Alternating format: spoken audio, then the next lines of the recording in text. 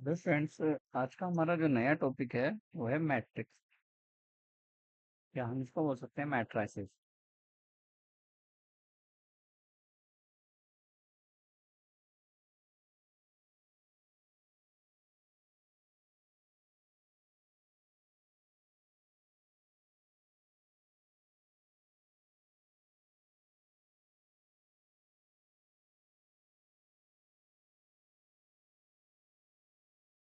जब भी एक मैट्रिक्स की बात होगी तो उसके लिए मैट्रिक्स वर्ड का यूज होता है स्टूडेंट। जब एक से ज्यादा मैट्रिक्स होते हैं ना उसके लिए यूज करते हैं स्टूडेंट हम मैट्राइसेस। ठीक है। तो बेसिकली मैट्रिक्स है क्या है? सपोज आप ये मान लीजिए कि मेरे पास कोई भी 8 एलिमेंट्स हैं।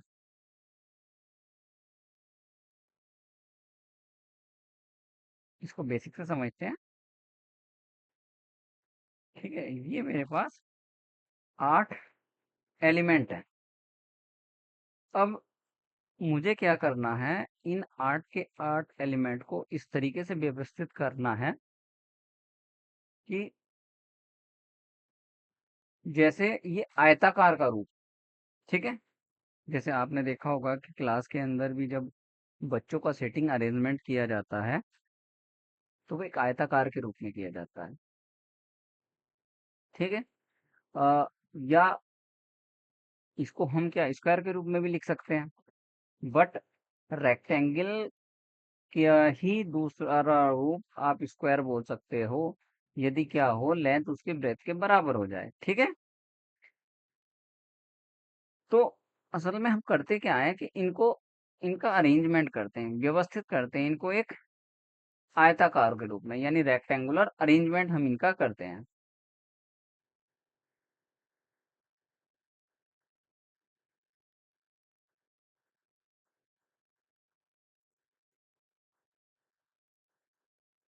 इनका क्या करते हैं स्टूडेंट, हम रेक्टेंगुलर अरेंजमेंट।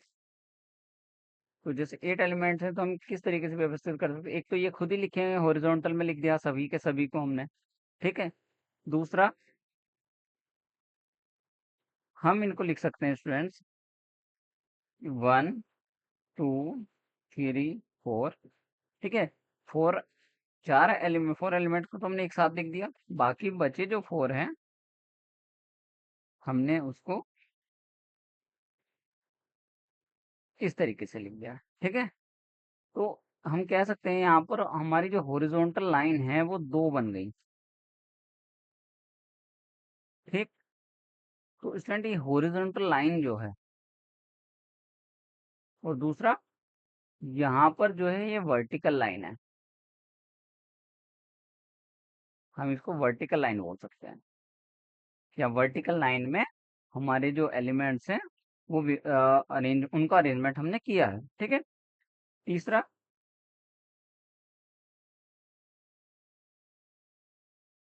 हम इनको सभी के सभी एलिमेंट को वर्टिकल लाइन में अरेंजमेंट कर सकते हैं।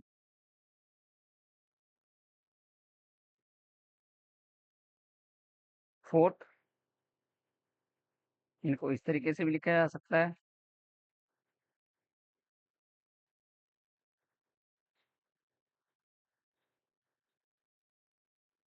तो स्टूडेंट हम ये बोल सकते हैं कि जो भी हमारे पास मैट्रिक्स है, या जो भी, यानी मैट्रिक्स हम किसको बोलेंगे, तो जो भी हमारे पास स्टूडेंट एलिमेंट्स हैं, यदि हम उनका रेक्टेंगुलर अरेंजमेंट कर देते हैं, या उनको जो भी नंबर्स हैं या फंक्शंस हैं उनका हम रेक्टेंगुलर अरेंजमेंट कर दें। ठीक। तो रेक्टेंगुलर अरेंजमेंट करने के बाद वे जिस ऑर्डर में रखे जाएंगे वही ऑर्डर क्या कहलाता है स्टूडेंट, इनका मैट्रिक्स कहलाता है। ठीक है। जैसे इसी एलिमेंट को मैं क्लोज कर दूं स्क्वायर ब्रैकेट में, तो स्टूडेंट अब ये जो वर्टिकल लाइन थी, वर्टिकल लाइन में जो एलिमेंट व्यवस्थित रूप से रखे हुए थे, यानी इनका जो अरेंजमेंट हमने किया था, अब ये मैट्रिक्स के रूप में कन्वर्ट हो गया। ठीक है। तो अगर इनको भी हम स्क्वायर ब्रैकेट में कर दें तो स्टूडेंट ये भी क्या बन गया, एक मैट्रिक्स बन गया। इनको भी हमने स्क्वायर ब्रैकेट में क्लोज कर दिया। ठीक है। तो स्टूडेंट ये भी हमारे सभी के सभी अब क्या बन गए, मैट्रिक्स बन गए, क्योंकि ये सभी के सभी रेक्टेंगुलर अरेंजमेंट में हैं।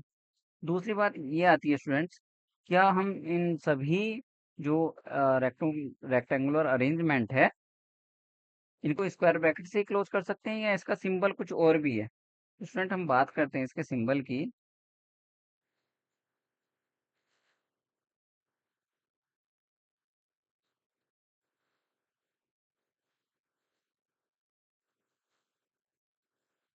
तो इनको हम तीन तरीके से रिप्रेजेंट कर सकते हैं स्टूडेंट, यानी इसके तीन सिंबल से हम रिप्रेजेंट इसको कर सकते हैं। सबसे पहले, या तो जितने भी नंबर्स हमारे पास लिखे हुए हैं उनको हम स्क्वायर ब्रैकेट में क्लोज कर दें, या स्मॉल ब्रैकेट में, या स्टूडेंट डबल लाइन में, इस तरीके से ये हमारे तीन आपको सिंबल्स मिलेंगे।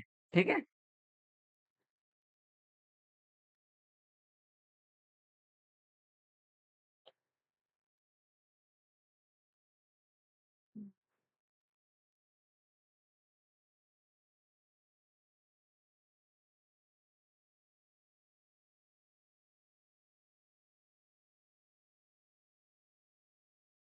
स्टूडेंट ये तो थे इनको रिप्रेजेंट करने के सिंबल।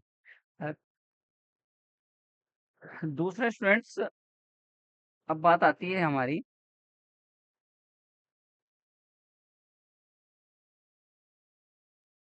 जैसे पहला मैट्रिक्स है, तो जहां पर ये हमारी हॉरिजॉन्टल लाइन ये बनी थी स्टूडेंट्स, हम इसको बोलते हैं रो। इनको बोला जाता है स्टूडेंट रो।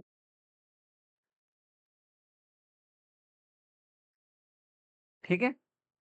अब जो वर्टिकल लाइन बनी यहाँ पर, अब तो ये है, दूसरा ये सभी जो है वर्टिकल लाइन में हमारे नंबर्स रखे हुए हैं। ठीक है। इनको बोलते हैं स्टूडेंट्स हम कॉलम। इनको स्टूडेंट हम बोलते हैं कॉलम। ठीक है। तो अगर मैं इस फर्स्ट की बात करता हूँ तो स्टूडेंट इसमें हमारे कितने रो हैं, तो इसमें रो हैं एक, तो इसलिए इसको रिप्रेजेंट करते हैं स्टूडेंट R1 से। तो कॉलम है इसमें स्टूडेंट्स, इसको बोलेंगे फर्स्ट को C1, सेकंड को C2, C3, फिर C4, C5, C6, C7 और C8। तो इसमें क्या हो गया स्टूडेंट्स कि जो रो जो बनी हमारी वो एक है, और जो कॉलम है हमारे पास 8 है। तो इनका ऑर्डर क्या कहलाएगा स्टूडेंट? ऑर्डर होता है रो मल्टीप्लाइड बाय कॉलम, नहीं, रो मल्टीप्लाइड कॉलम। ठीक है। तो इसमें रो कितनी थी स्टूडेंट्स हमारे पास? रो थी 1 और कॉलम थे 8। तो इसका जो ऑर्डर बना स्टूडेंट्स वो बन गया 1/8 का, यानी ए 1/8 का हमारे पास मैट्रिक्स बन गया। ठीक है।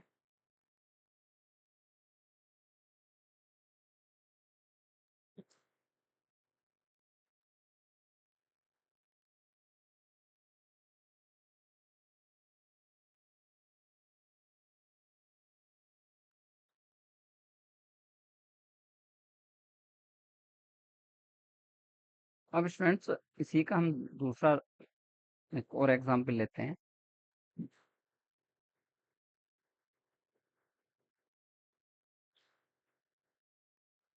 हमने एक मैट्रिक्स बनाया जिनके अंदर हमने नंबर्स रखे स्टूडेंट्स, बोल सकते हो आप 1, 2, 3, 4, 6, 7, 8, 9, 10, 11, 12। ठीक है। तो स्टूडेंट्स अब हम देखेंगे ये यहाँ पर जो हॉरिजॉन्टल लाइन है स्टूडेंट्स, वो बनी है एक आर R1, R2 और R3, या ये बोल सकते हो कि तीन हॉरिजॉन्टल लाइन में हमने नंबर्स को व्यवस्थित किया है। तो पहले को तो बोल देंगे स्टूडेंट्स R1, ये हो जाएगा R2 और ये हो जाएगा R3।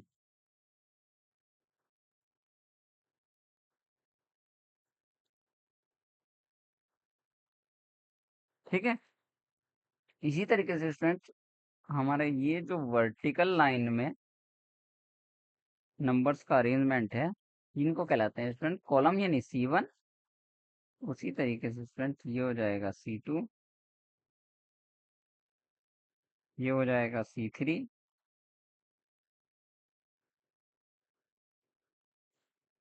और ये हो जाएगा स्टूडेंट C4। तो यहाँ पर हमारे पास स्टूडेंट 3 कॉलम, नहीं सॉरी, 3 रो और 4 कॉलम है। ठीक है। तो स्टूडेंट इनका जो ऑर्डर बनेगा वो बन जाएगा 3/4 का। 3 × 4 का जो है ये हमारे पास इसका स्टूडेंट्स ऑर्डर कहलाएगा। तो ये कह सकते हैं कि इस मैट्रिक्स का जो ऑर्डर है वो 3/4। ठीक है। और स्टूडेंट्स ये जो हमारे पास नंबर्स लिखे हुए हैं, ठीक, ये जितने भी नंबर्स हैं, या इसको मैं इस तरीके से क्लोज कर देता हूँ रो को।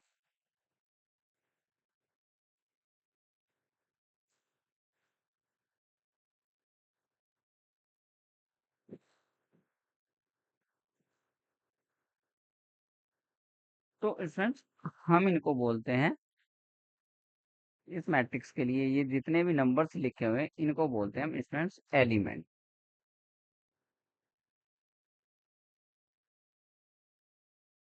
ठीक है। या स्टूडेंट इनका दूसरा नाम होता है एंट्रीज। इनको हम एलिमेंट्स भी बोलते हैं और एंट्रीज भी। दूसरी बात, ये जितने भी मैट्रिक्स हैं हम इनको कैपिटल लेटर से रिप्रेजेंट करते हैं। ठीक है। इनको हम कैपिटल लेटर से रिप्रेजेंट करते हैं, जैसे कैपिटल ए से हमने इस मैट्रिक्स को रिप्रेजेंट कर दिया, कैपिटल ए से हो या बी से या सी से etc। इन सभी कैपिटल लेटर से हम क्या करते हैं, मैट्रिक्स को रिप्रेजेंट करते हैं। और जो मैट्रिक्स के अंदर एलिमेंट या एंट्रीज होती हैं वो स्मॉल लेटर्स होते हैं। ठीक है स्टूडेंट्स। तो इस लेक्चर में इतना ही। आगे स्टूडेंट्स हम इनके प्रॉपर्टीज पढ़ेंगे और कितने टाइप्स के मैट्रिक्स होते हैं, इन सभी को हम आगे डिस्कस करेंगे।